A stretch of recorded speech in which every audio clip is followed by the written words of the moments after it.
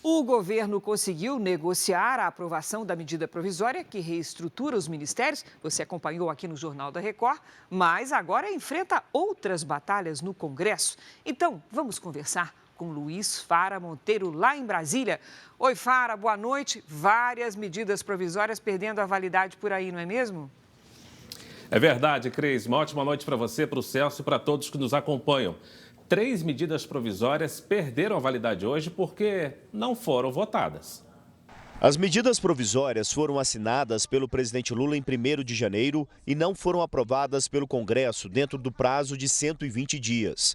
Os textos não chegaram a ser votados na Câmara, no Senado e nem nas comissões mistas, que são a primeira etapa de tramitação das MPs. Uma das medidas é a MP do COAF, que transferia o Conselho de Controle de Atividades Financeiras do Banco Central de volta para o Ministério da Fazenda. O COAF é importante porque monitora as transações financeiras em todo o país e combate crimes como a lavagem de dinheiro. Com o fim do prazo, o COAF continuará no Banco Central. Outro caso é a MP que acabou com a FUNASA. Com o fim da medida, a Fundação Nacional de Saúde, que tem um orçamento de quase 3 bilhões de reais, voltou a existir. A medida considerada mais importante para o Ministério da Fazenda era a do CARF, que recriava o voto de qualidade em julgamentos do Conselho de Administração de Recursos Fiscais. Em caso de empate, a União era favorecida e o contribuinte teria que pagar os impostos devidos. Sem apoio dos parlamentares para avançar com a MP do CARF, o presidente da Câmara, Arthur Lira, alertou o governo e sugeriu ao ministro da Fazenda, Fernando Haddad, que enviasse a proposta por meio de um projeto de lei.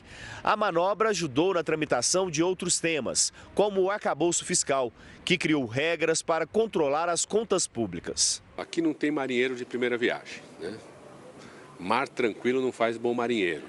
Acho que nós sempre ouvimos todo o posicionamento dos presidentes das duas casas, dos parlamentares, com muita humildade. O governo precisa sempre dialogar, ouvir os líderes da base da oposição. O presidente Lula falou hoje da dificuldade do governo em aprovar propostas, principalmente entre os deputados.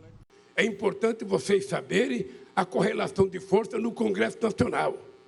A esquerda toda tem no máximo 136 votos. Isso se ninguém faltar. Ou seja, mas nós, para votar uma coisa simples, precisamos de 257. Então, de 136, faça uma conta aí e veja quantos falta. E para aprovar uma emenda constitucional, é maior ainda o número de deputados que nós precisamos. Você tem que conversar com quem não gosta da gente. Você tem que conversar com quem não votou na gente.